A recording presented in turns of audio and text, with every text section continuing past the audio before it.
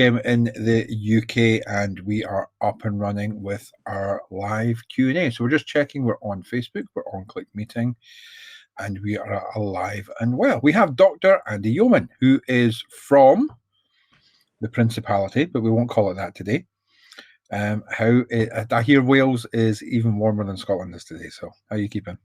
I'm very well, Robert. Thank you very much. Always a pleasure to be here. Yeah, it's absolutely baking down here in South Wales, about 28, 29 degrees, no airflow, so we've all been sweltering, but yeah, we're doing okay. Thank you. Yourself? Okay. Yeah, I'm good. I'm good, thank you. I'm good. Excellent. Looking forward to a quiet weekend. Yes. So the conference is coming up.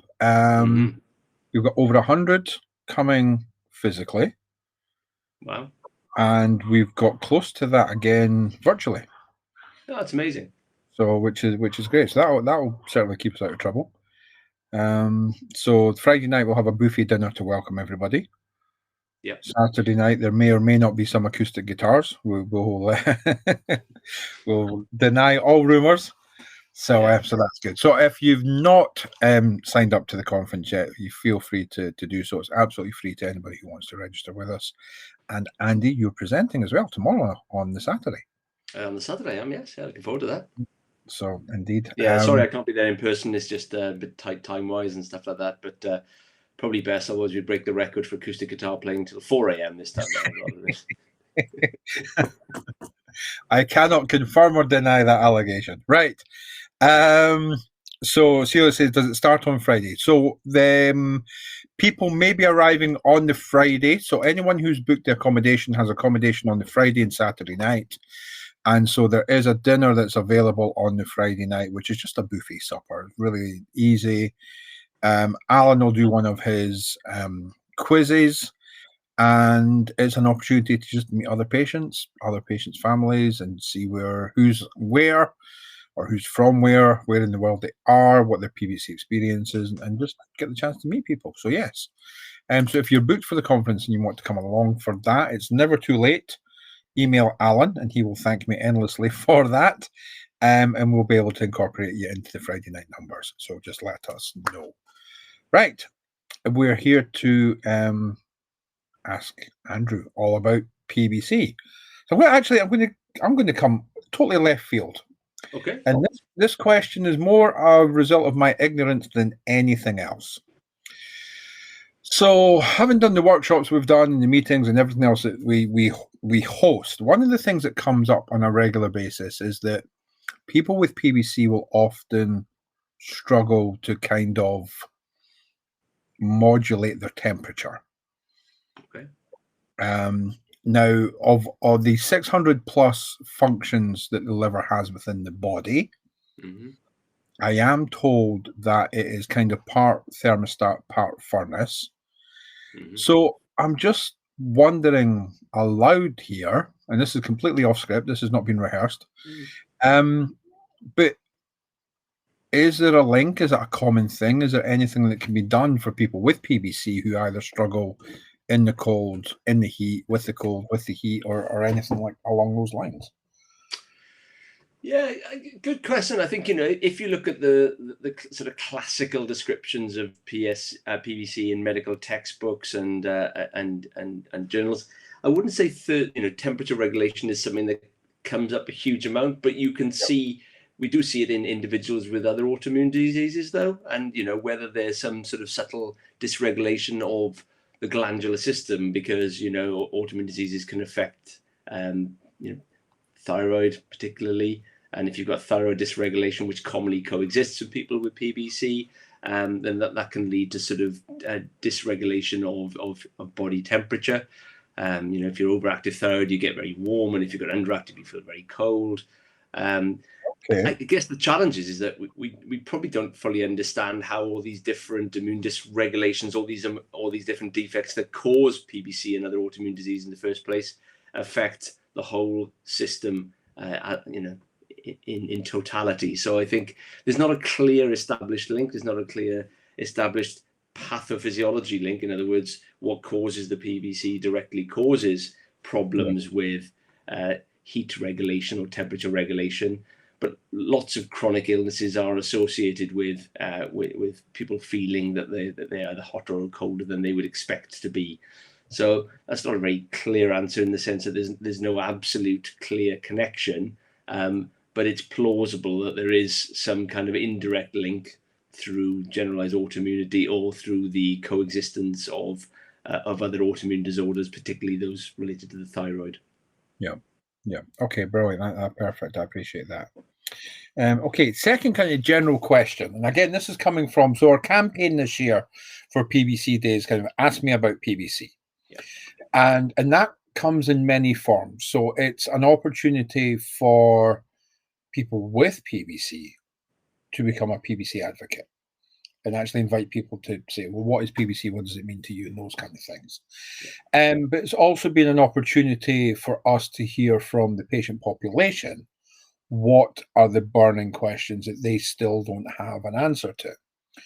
So, for example, one of the ones that came up is, is PBC genetic? Is it hereditary? And those kind of things. Can you talk a little bit about familial links within PBC, please? Yes. So PBC, first of all, like all autoimmune diseases, is heritable. In other words, you can inherit it from other family members, but it's not inherited in what's called, I'm going to get technical for a second, Mendelian inheritance, which basically means you've got a 50 or 25% chance of inheriting it from a family member. So some conditions are so strongly genetically inherited that if a family member has it, you have a 50% chance of having it, or a 25%, or slightly lower, but still a high percentage chance of acquiring that condition or developing that condition. Yep. The genetics around autoimmunity are much more complex because autoimmune disease, and probably some of the autoimmune liver diseases are not probably one disease, but probably slightly subtly different defects in the way the immune system functions that lead to the same end result. Yep. PBC, autoimmune hepatitis, or whatever. And so we clearly recognize that there is an increased propensity for people who have PBC, for their children or first degree relatives, such as parents or siblings, to also have not necessarily PBC, but an other autoimmune disease. And if you look at the autoimmune liver diseases, around 30 to 40% of people with autoimmune liver diseases will have another autoimmune condition, and around 30% of people will have a first degree relative with another autoimmune condition. But it's not a case of I have it, my children will definitely have it. But compared to families that don't have any PBC or rheumatoid arthritis or thyroid disease in their families, there is a higher risk of subsequent, children, first degree relatives like siblings. There's a higher chance of those having PBC, but it's far from an absolute. The risk is such that there's not yet any clear recommendations around familial screening. So that's a really important point. So people will often ask, I've got this condition, should I screen my siblings for the same condition, or my children for this condition? At the moment, the evidence isn't that the risk is high enough to warrant doing that, because there's always some risks that you can generate harms by either anxiety or over-treating people who subsequently don't have that condition. So yes, there is very clearly a genetic heritable aspect to PBC, like other autoimmune diseases. The risk is small, but is increased compared to people who don't have autoimmune diseases in their family.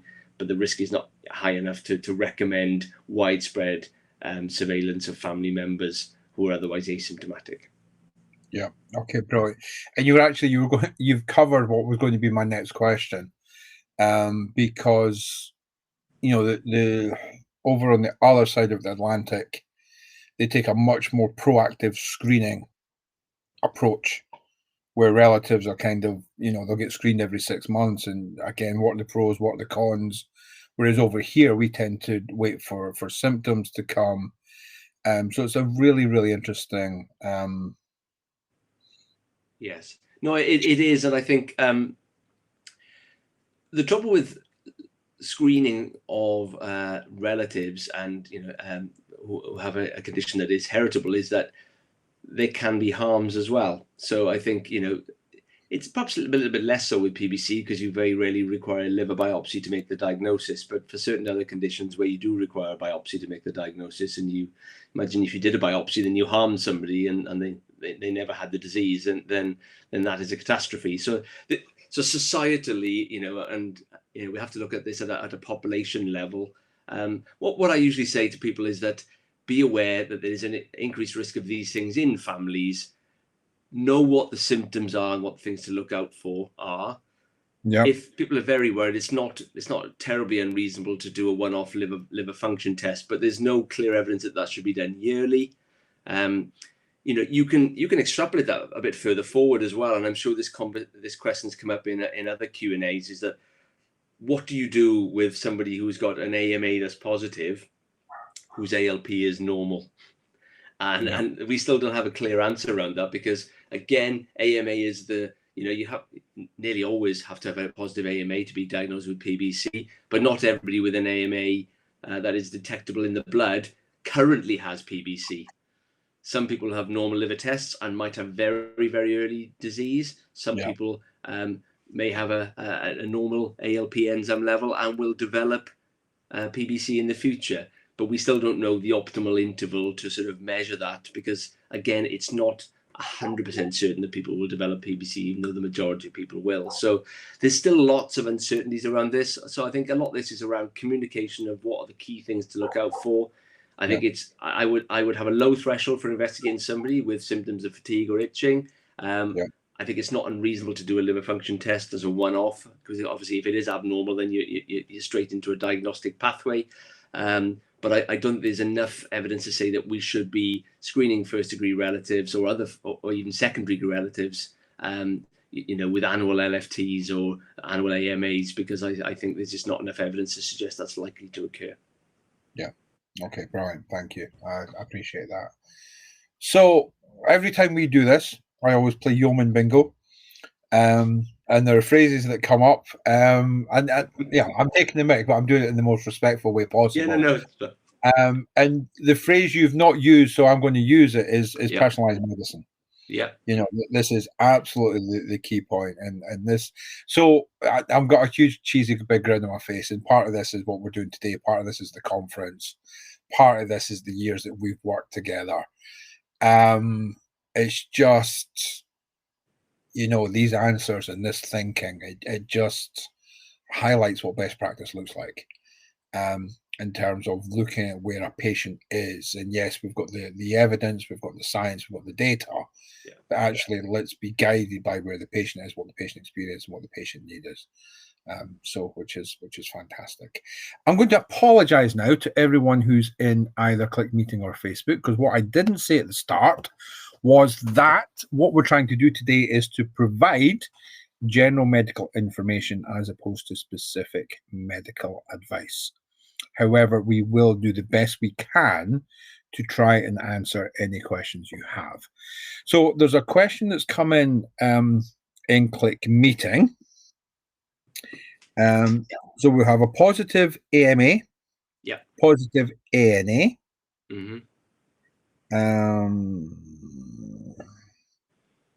ALK Phos is normal, but they say they cannot diagnose PBC without a liver biopsy. So I'm going to ask you, in terms of, the guidelines talk about 2 positive aspects out of 3 possibilities to give us a definite PBC diagnosis. Can you maybe talk around that a little bit? I'm going to come back to you with a second question in terms of biopsy, when it's appropriate, when it's not appropriate, and when it can be really helpful when there's doubt. So can you talk about the diagnosis first, please, and then we'll go from there. Yeah, so we've already talked a little bit around this. So we've the classical biomarker, that's a blood test marker of PBC, is anti-mitochondrial antibody, and that being measurable in the blood.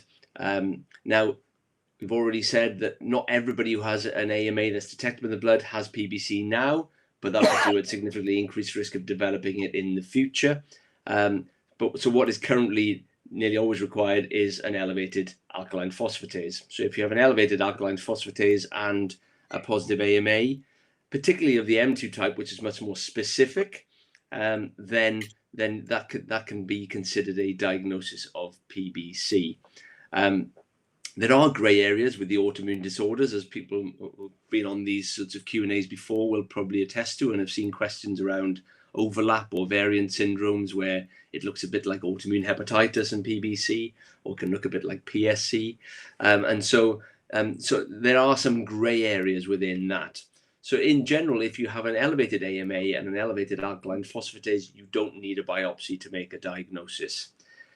The situations where I would personally recommend a biopsy is where you've only got one of those two features. You have other options before you proceed to biopsy. If you're AMA negative, you can look for other PBC-specific antibodies that can be done in some reference laboratories. And the other thing that can sometimes be a little bit of a clue towards PBC if the AMA is negative is what the IgM is doing. IgM is a protein that's produced in the blood, and we all have IgM. But in PBC, the IgM level often goes high, and we don't routinely measure it. If you have an AMA that's positive and an alk phos is positive, and we know the diagnosis is there, we don't routinely measure the IgM, and we don't routinely measure it because it's not really that clear what the relationship is between the change in the IgM and the change in the disease behavior to treatment, etc. So, but it can be where there's diagnostic uncertainty, where you're considering the diagnosis, but you haven't got a raised AMA and the alk phos is elevated, then an IgM can lead you down to thinking you might have AMA negative PBC. And that's a sort of situation where a biopsy may often be recommended. Yeah. Okay, perfect. Thank you. I appreciate that. So I've got another question. So somebody's taken a completely different approach, and again, they're looking for kind of a little reassurance or some kind of thinking. So again, this is a specific case, but if we can talk about general principles. So you've got somebody who's AMA and ANA negative. Yeah. Consistent raised alk phos. Without a biopsy, they went on to URSO, and ALP plus other bloods normalized after 3 months of URSO. Okay. Situation like that, would you then treat that as that's diagnosed PBC, or would you still maybe look at a liver biopsy? Again, this is just general. Yeah, no, that's a perfectly valid question, because lots of people will come into a diagnosis of PBC or being told that they thought to have PBC, and then based on those blood test values, and then turn out not to have PBC. So these are important and valid questions. So I think when a blood test is abnormal, so if we start from the point of view of ALP, because that's the one we got as abnormal, there is a broad range of things that can cause that ALP to be abnormal, of which PBC is one. So if you haven't got confirmatory evidence of PBC because the AMA is negative, it could be because that person is one of the 5-10% who have AMA negative PBC, or it could be that the ALP is due to something altogether different. And it's really important that clinicians retain an open mind so they're not excluding other possibilities. So there can be other conditions that can cause the ALP to be elevated that require investigation. So I would always recommend having at least an ultrasound scan to make sure that the bile ducts themselves are not causing the raised ALP, because sometimes you can have stones in your bile duct, you can have little strictures there, you can have swelling from chronic pancreatitis. There can be lots of other things, and sometimes something more serious can be causing the ALP to be elevated. So some scans to make sure that there isn't anything in the bile duct or liver that's alternatively putting that ALP level up. If that scan, and often that will be an ultrasound, but actually the best test is probably an MRCP, so it's an MRI of the bile ducts, is normal, then that is a situation where you might consider doing a liver biopsy. But if somebody's elected to give a trial of URSO and the ALP has responded, then it is likely there is some degree of bile duct inflammation. The question is that we haven't fully characterized it. Yeah. I guess the question becomes then, what? As doctors, we like to know, we like to put a label to everything, we like to have a diagnosis for everything. And I think that's right in the main, but it shouldn't become an obsession in some circumstances. And if people don't want biopsies, you have to take a pragmatic view.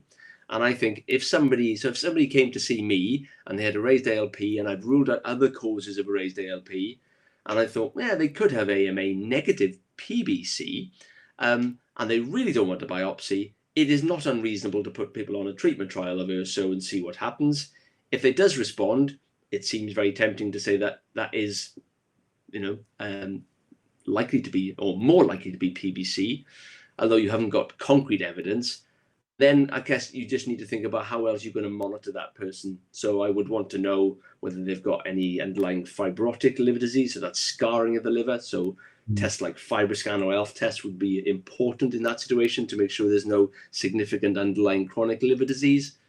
And sometimes it's worthwhile a period of withdrawing the URSO to see what happens to the ALP, because I've seen situations before where ALPs can go up for certain conditions, and it may be that it started to go down anyway at the time that the URSO, just purely by chance. Yeah. And so sometimes if the person is otherwise quite well and there's no significant underlying chronic liver disease, you might decide to withdraw the URSO for a short period of time. And if the ALK-Phos goes back up again, then you know that the URSO is then required longer term. So we're always looking for as much evidence as we can to make sure, before we just commit people to long-term treatment. I think sometimes it's a common conception that doctors just want to put people on as many tablets as we possibly can. But I think lots of us, personalized medicine, we should be thinking about the pill burden of people and not just blindly putting people on to treatments. And also, I don't want to sort of give people labels for conditions they don't have, because that can generate worries and anxieties about future health as well.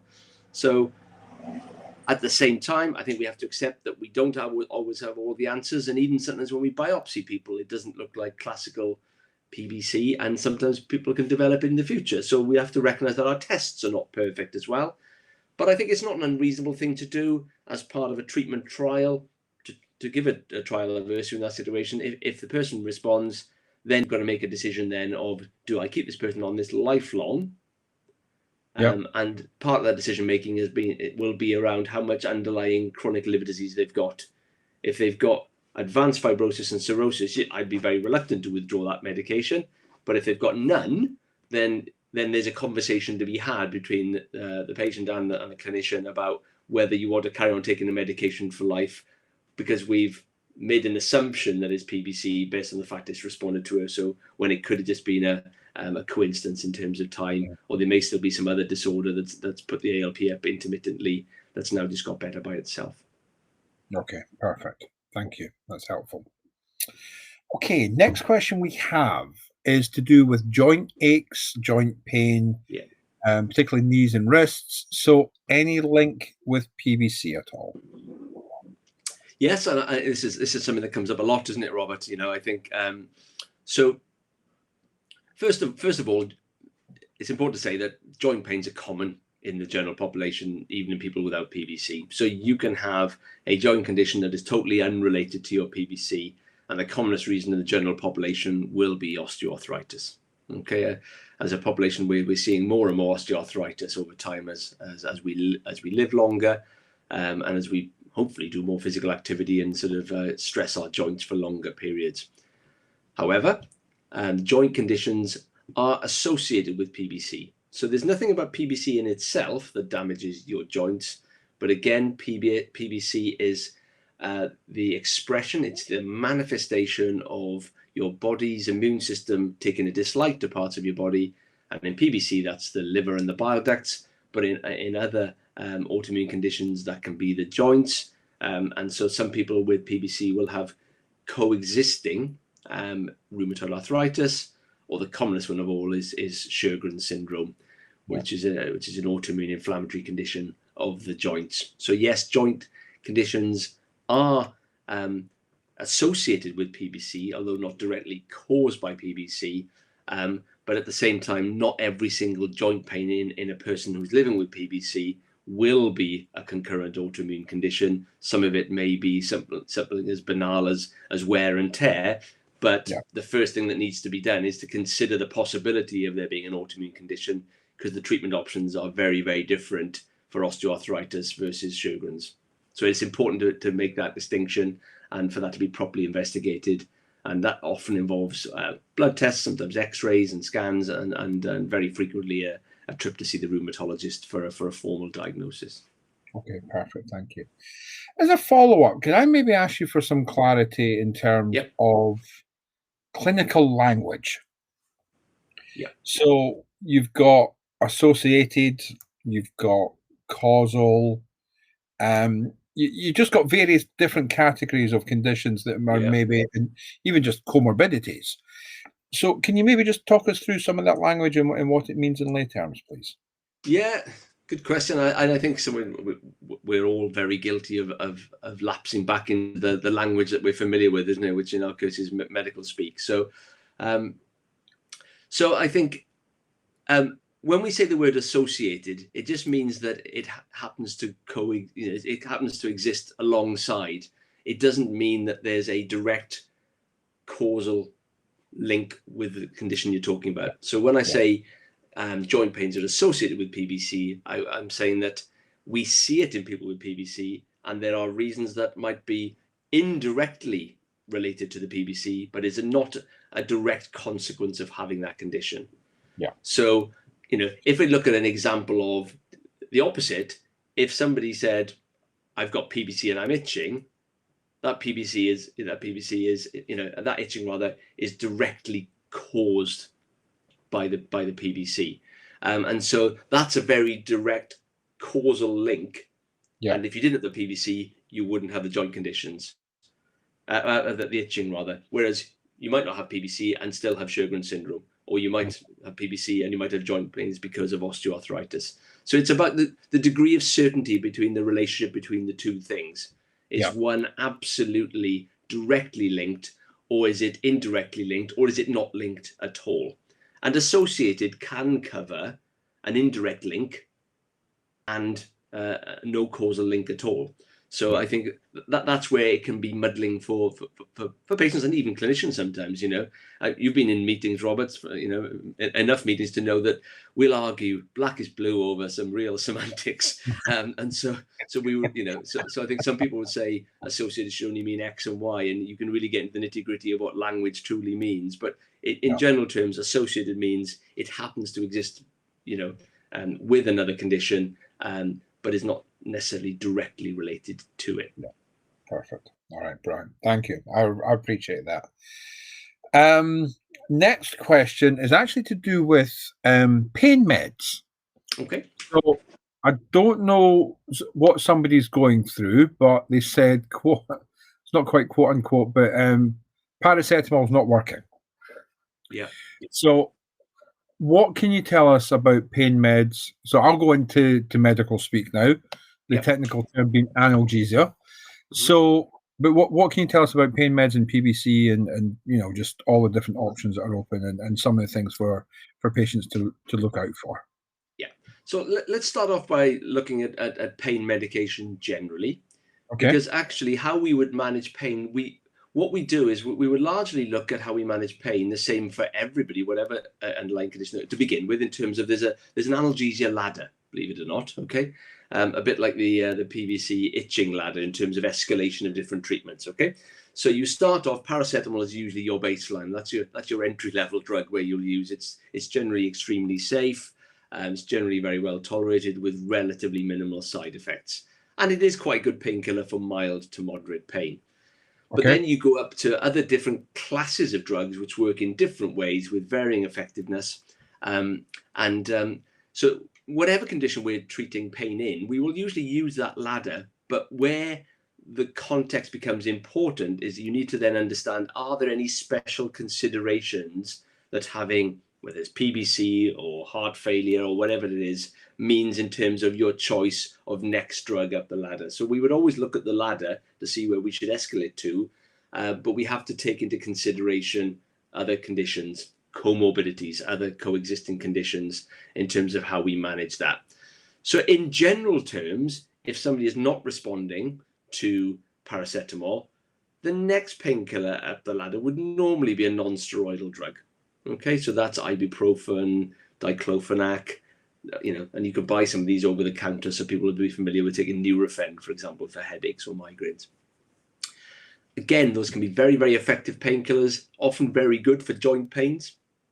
So they're used in lots of inflammatory disorders because they have anti-inflammatory properties for the joints as well as pain relieving properties. But there are some what we call contraindications or cautions when we're using anti-inflammatories.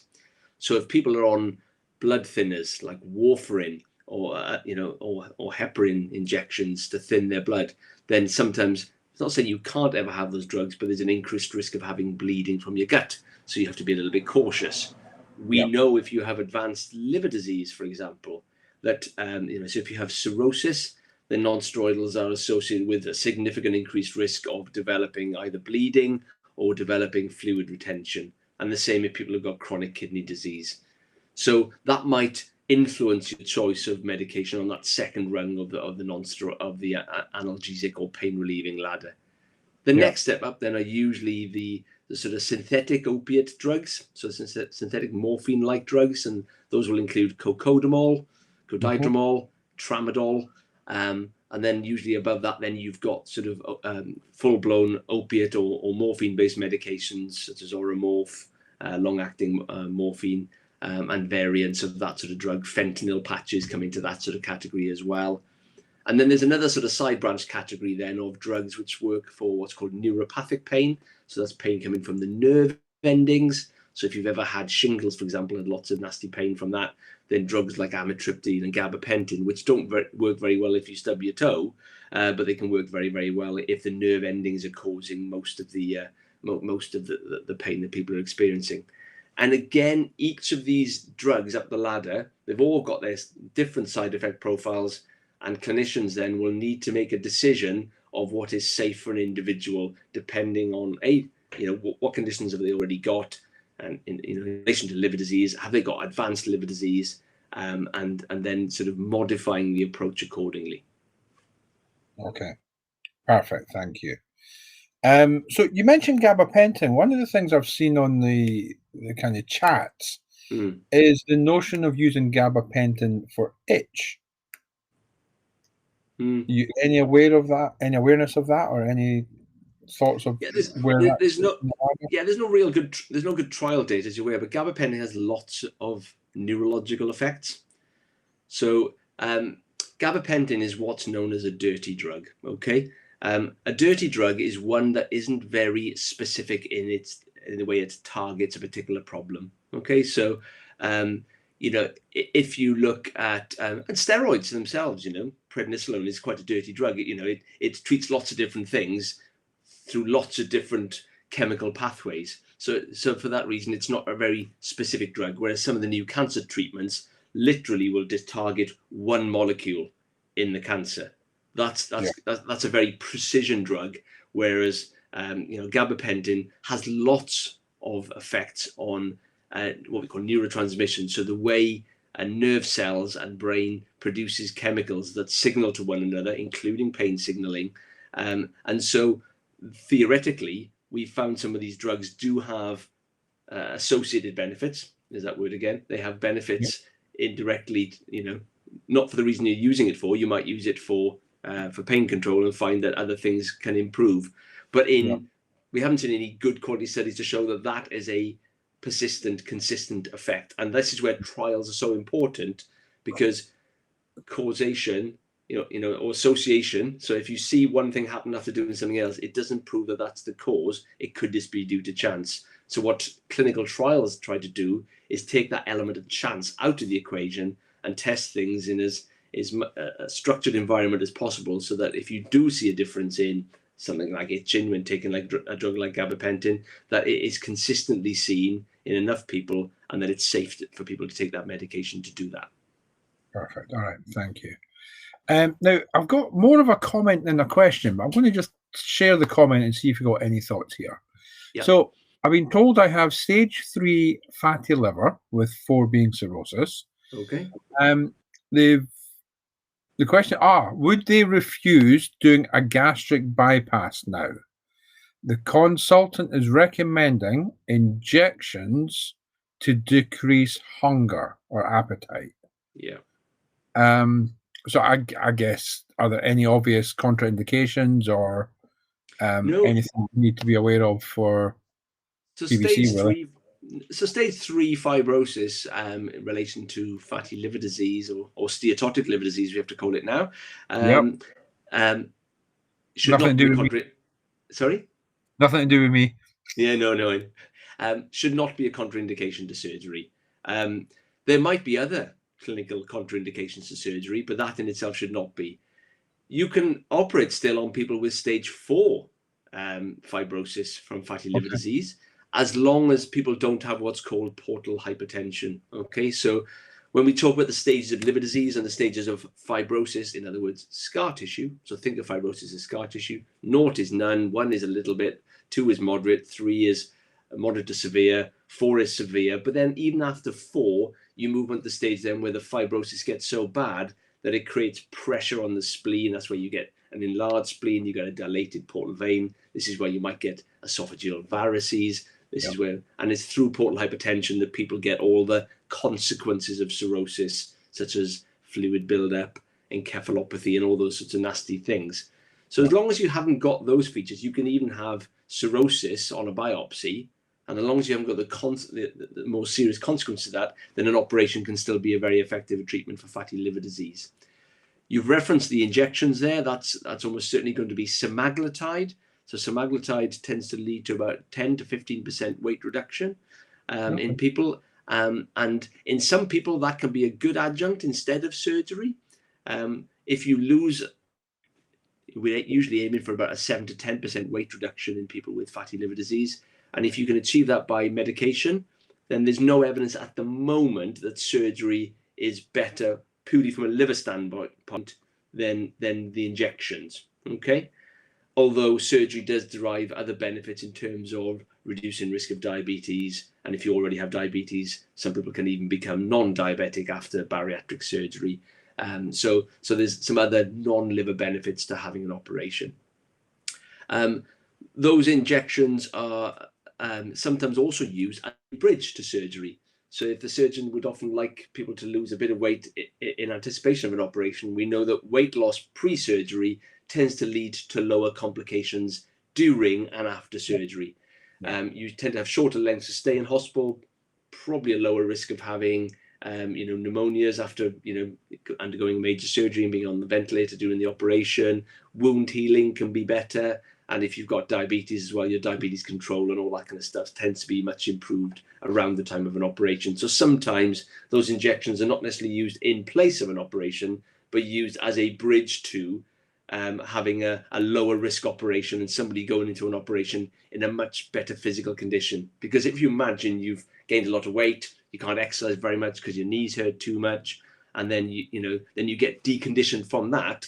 If you can be in better condition pre-operatively, there's a lot of interest in this at the moment called prehabilitation. If you can be in a better condition before a significant operation, the outcomes afterwards are much, much better in terms of recovery and complications from surgery. So injections can be used to help bridge that gap as well. Perfect. All right. Thank you. I appreciate that. We've had a follow-up question, so I'm just going to plead brain fog. The follow-up question was, I couldn't remember if you said the NSAID was okay. So I know that's So NSAIDs are fine for most people who don't have advanced chronic liver disease, significant kidney issues, or who are not on anticoagulants like warfarin. Sometimes we use them with caution in people over the age of 70, certainly on a regular basis, but actually short-term use for many people is, for most people who haven't got those conditions I just listed, are perfectly safe. So because these medications are broadly safe for the majority, this is one of the reasons you can buy them over the counter.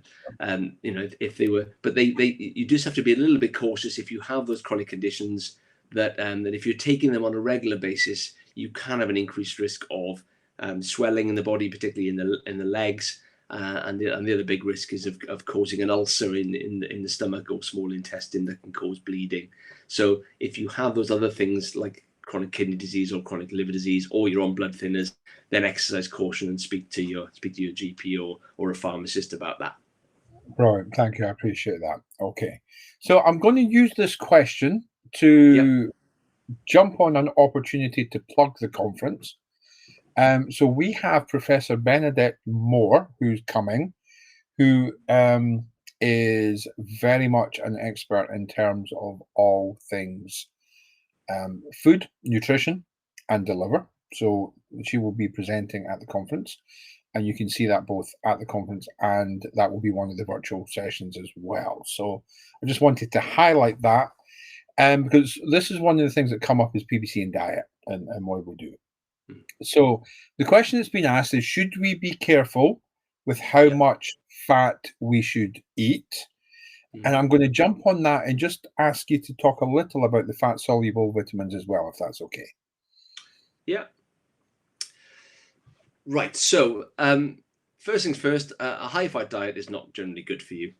So even in people who are advocates of diets like the Atkins diet, the reason why people lose weight on Atkins diet is they eat less calories than people on a high carbohydrate diet. So ultimately the calories are low. But long term, having a very high, certainly saturated fats, that's animal fat diet, is generally very bad for you, particularly from a heart point of view, and not great from a bowel point of view either.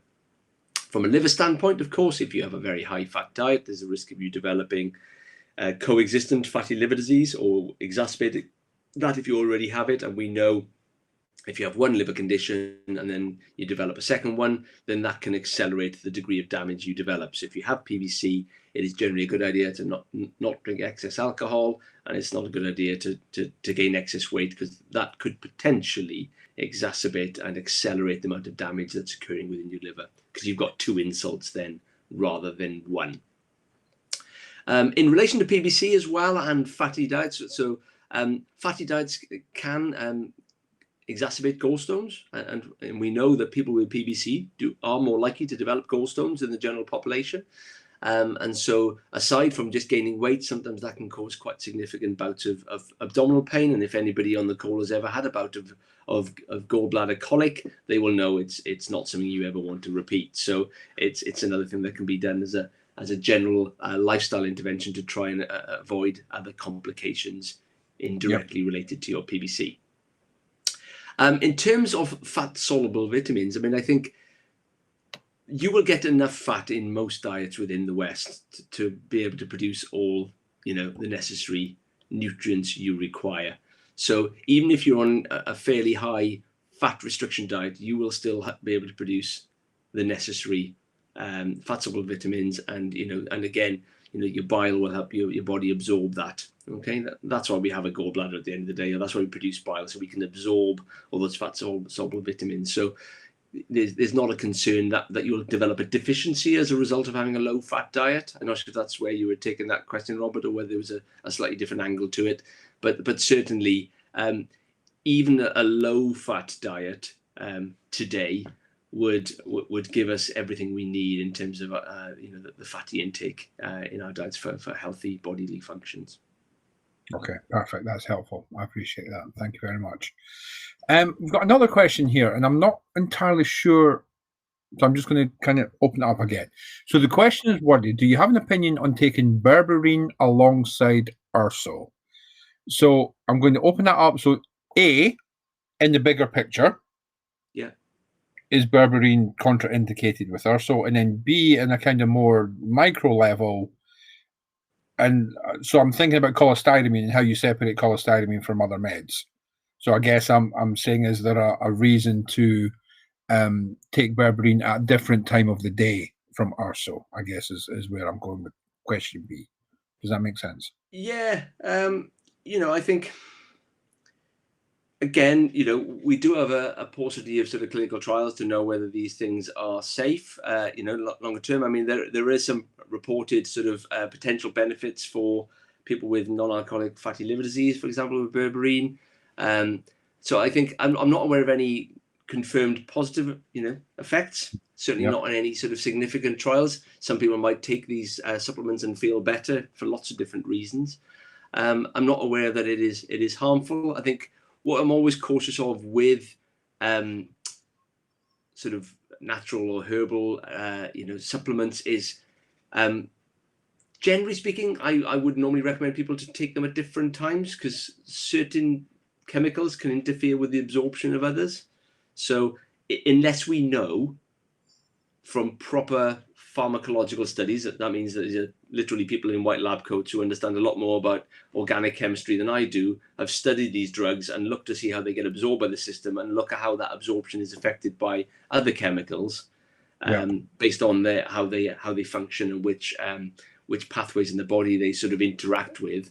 Then in general probably take them at different times to their other medications, so there's no potential for interaction then. So no evidence of harm that I'm aware of. It's not one of the ones that we worry about and ask about in terms of, is it a liver toxic one?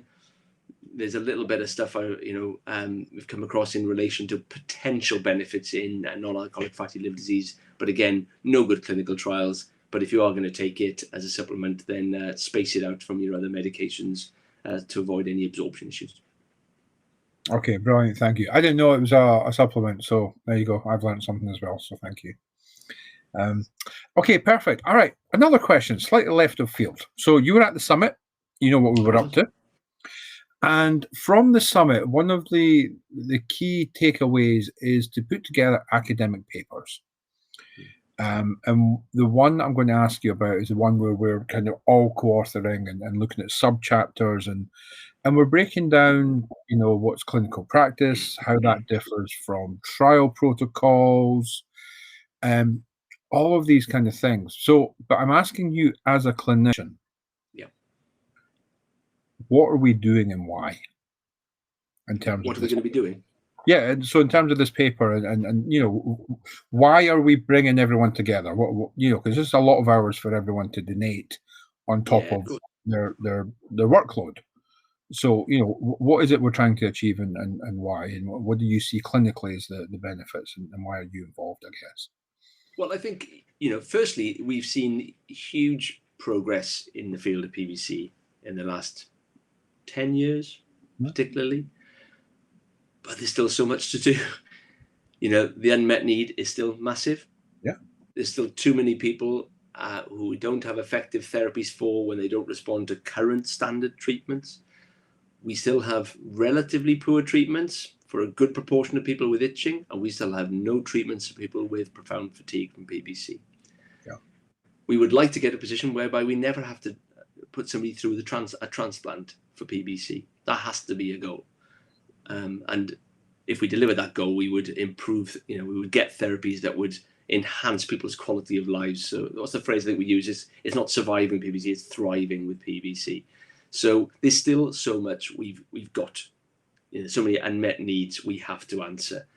And I think what the conference did extremely well, give you and the whole team an enormous pat on the back, was it brought together so many people who are invested in sort of meeting those unmet needs together to try and find a common way forward.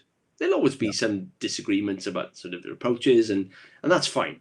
But ultimately, I think there's a clear will within this community that's been developed of yourselves, individuals living with PBC, clinicians, scientists, pharma companies as well. I think that was one of the really impressive things for me, is how bought in everybody is that that we need to do far better for this particular community. And so breaking it down into those sections is a very good way of identifying, because everybody's got their own different areas of expertise and experiences to bring to bear, to look at, have we got all the disparate parts of a PBC pathway, for want of a better phrase, right? Yeah. Have we got the diagnosis right? Are we diagnosing people early enough? We think that earlier treatment will prevent progression of disease. And if you haven't, then recognize it at a point where we can do all the fancy stuff like transplantation is really important. So making the diagnosis early is really important. So that comes down to clinical pathways. That comes down to how we work with primary care about how to manage abnormal liver blood tests. Can you diagnose people quickly? Can you get people into clinic properly so you can see them and explain to them what's going on? So they're not stuck in that void of, I've got some tests, nobody can really tell me what's going on. People shouldn't be in limbo for months and months and months not knowing what's going on. So can we get that bit right? Once we get that bit right, can we then make sure that we apply the therapies that we know work and are currently licensed for PBC? Can we get everybody those drugs at the right doses at the right time? we know we're not getting that right at the moment from the UK PBC audit. So again, that was a collaborative exercise, and we know that we're not getting that bit right. If we get that bit right, we know that those therapies won't work for everybody. So how do we bring on the next raft of therapies? How do we get the clinical trials looking at the right endpoints, which we think should be normal ALP, not just an ALP below a certain threshold? So how do we influence the regulators? How do we influence the people who are designing the studies with the pharma companies to really put it in place, what we call endpoints of trials? So in other words, what you're looking for within the trial that are relevant to patients and that will deliver better outcomes for patients, both in terms of preventing progression of liver disease and minimizing their symptom burden along that journey. So we got to get that bit right. Then we got the communication bit right, that we don't get right. Is the communication from hospitals and primary care to patients right? I'm sure it's not. We can do so much better in that area. How do we empower people to ask the right questions so they can get the care that they deserve and require? So there's that's a section that we need to work on. And then there's the future. So how else do we monitor people? How do we provide encompassing care for people that looks at the whole person, not just the bile ducts within the liver? So how do we get that bit right, and how do we create that environment that we can do that better? Because we do okay sometimes with that, but we still got a lot of ground to make up in terms of getting that piece right as well. So I think what the conference did was bring together people who've got, some of the people got experience of all that sort of pathway. Some have got experience of parts of it. Like myself, I wouldn't profess to be a clinical trials expert.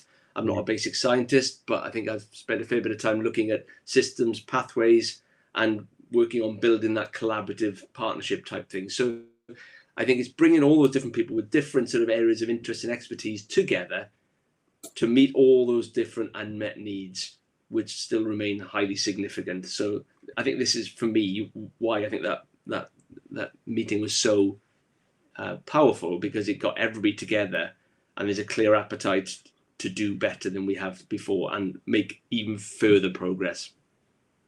No, brilliant. No, I appreciate that. Thank you. And it's great to hear your thoughts on it, because, as patient advocates, we have a view, we have a thought, and, this is why we do it. But I think it's nice as well for, as you say, individuals with PBC to see what you're doing over and above all the work that you're doing within the NHS and your appointments and that kind of thing, and see where the special interest is and the willingness to really make a difference in a bigger picture way. So thank you for that. I appreciate your answer. So great question coming from Click Meeting.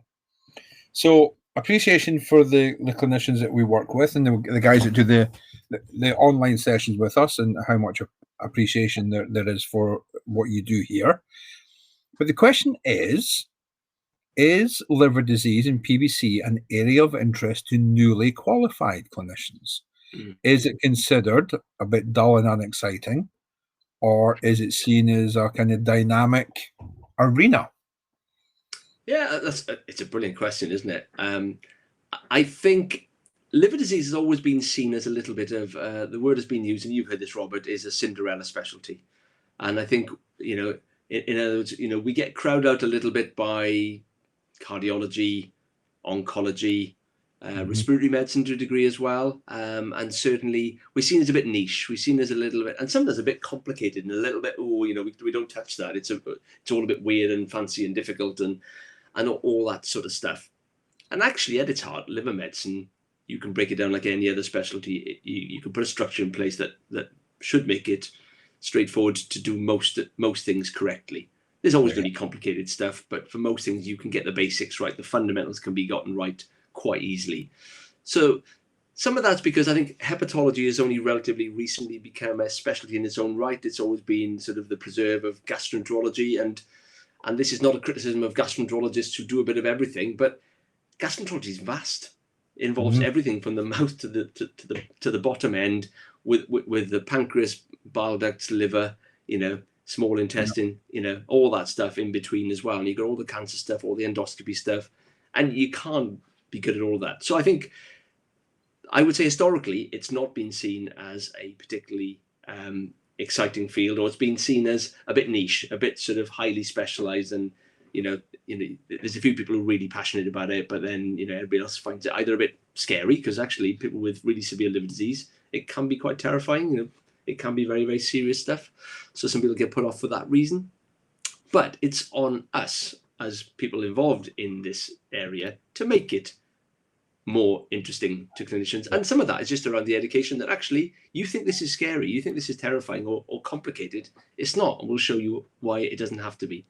Yes, you'll always find within any specialty certain aspects of conditions just extraordinarily difficult to manage, but the bulk of it can be managed with fairly simple approaches. And so that's what we always try to do, is let's deconstruct it. Let's work with our primary care partners to deconstruct the mythology around liver tests. They go, oh my God, it's so complicated. Well, you can break it down into simple steps and get to the right result much, much more quickly. And we've tried to do that nationally in the UK. We've tried to do it in Wales, and locally where I am in Gwent. So we've all, tried varying degrees to try and break down some of those barriers. And I think the other thing is, I am definitely seeing a much greater interest amongst training grade doctors coming into hepatology. And I've even met medical students now who've come in as a third-year medical student saying, I want to be a hepatologist. That never happened 5-10 years ago. This didn't happen. And I think the reasons for that is that, again, there was a bit of a myth in the past that, liver disease is all related to alcohol. You can't do anything for people who are dependent on alcohol because they just carry on doing it, which is nonsense anyway. And anyway, all the other diseases don't have any good treatments. For PBC 20 years ago, or when I certainly qualified, we still didn't know urso was any good for PBC, even though we give it very often. And yet now we have 2 therapies, we have a third that's unlicensed, and we have 2 others in phase 3 trials, probably about to get licensed. So all of a sudden we're going to have probably 5, if not 6 therapies available for it. So, hepatitis C has been revolutionized by really effective therapy. So as we've, as a clinical community, have developed better therapies and better interventions for people with liver disease and better outcomes, I think training grade doctors see it as a specialty that they can make a difference in.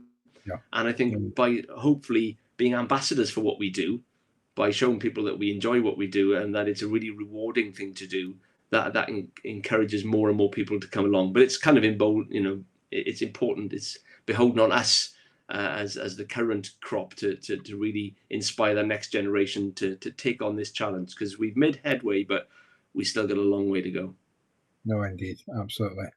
I think we've got some kind of internet problem. I don't know if something's gone wrong with the signal, because somebody's saying that on a different note, it's lovely to hear a Welsh accent again, because they left Wales over 40 years ago. So if there's something going on with the signal, I can only apologise.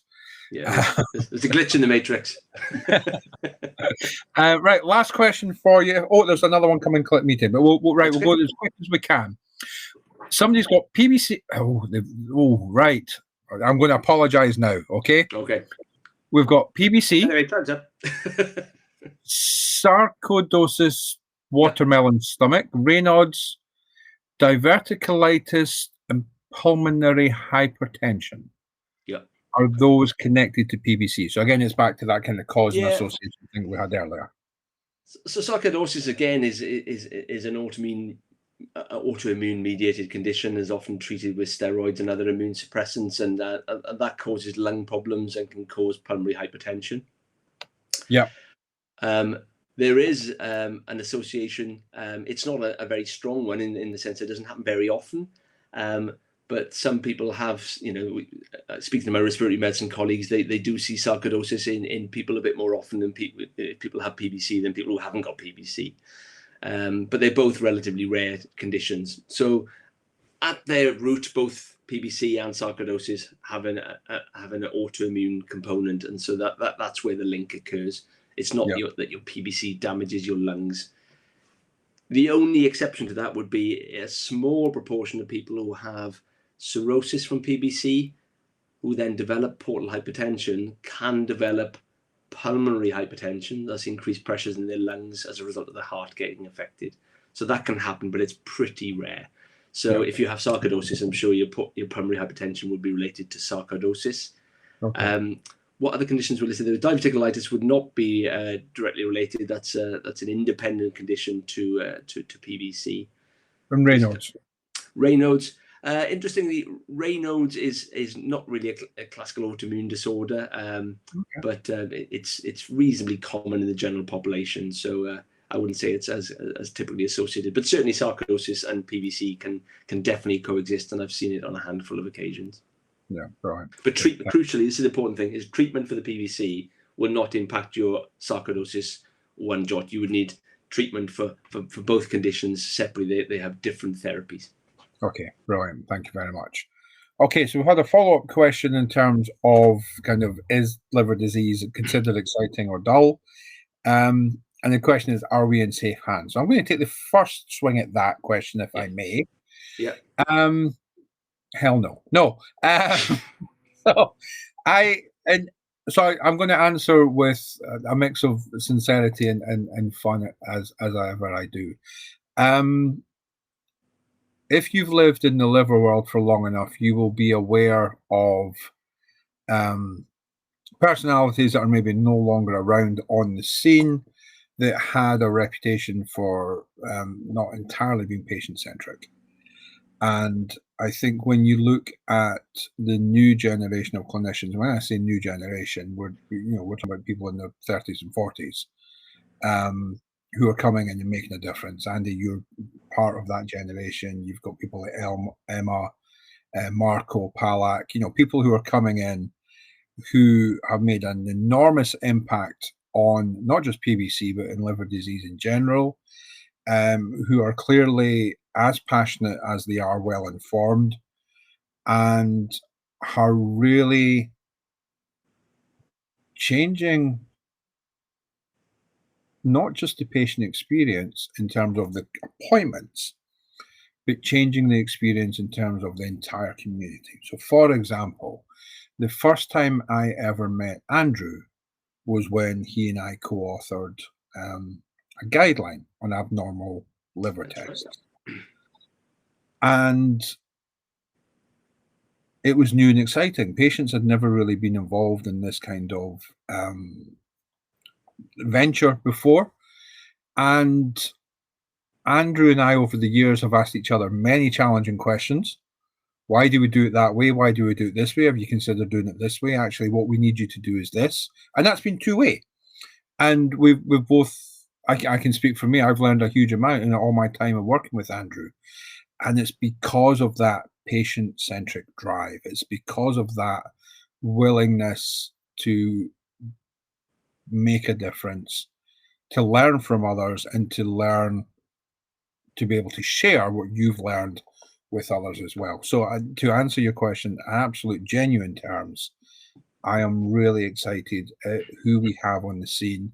We now need the next generation to come in and then pick up that ball and run even further. But in terms of who we're working with, in terms of the clinicians at the summit, the clinicians who are presenting at the conference, it's an incredibly inspiring bunch of people who, make what we do an absolute pleasure, as well as, the people we serve. So that's my answer.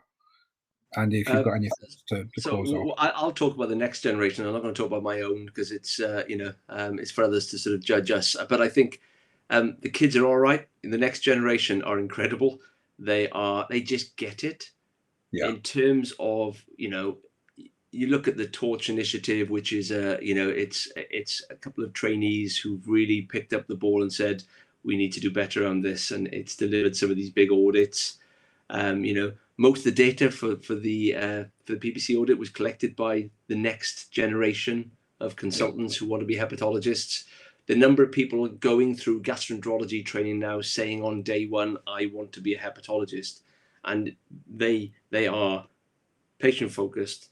They get the drivers behind the disparities in liver disease, the economic disparities, the lack of opportunities, the variations in care, and and there's some really, really very bright minds coming through. So I think hepatology is in a really, really good place in the UK. We're producing really good quality research. We've got some outstanding clinical researchers already in the field. We've got the Paleks, we've got the AUs, we've got the Dave Joneses, we've got the Emma Culvers. We've got some fantastic people already, and the next generation are looking very, very, very promising indeed. So I'm really excited. I think it's a fantastic specialty to be involved in, given how many given where we've come from, where we think we can get it, and I think I'm seeing that the new blood is definitely very, very patient focused. So I think it's really exciting times. Right, thank you. On that note, thank you. So so that's it. So no more questions on either Facebook or Click. So I think we've gone through everything. So thank you so much. Always a pleasure to see you. Have a day off. Enjoy the rugby. And hopefully we're not clashing on Saturday. I've no idea. I think all the games will be in the evening one day, so you should be okay. Right. Perfect. Yeah. Brilliant. Wonderful. Right, I'll see you Saturday, sir. Thank you so much. For those of you that have asked your questions, thank you for being part of this. Thank you for driving the conversation forward. And as we say, hopefully we'll see you over the weekend at the conference. Yeah. All right. Take care. Great. Thank you very much. Thank you, sir.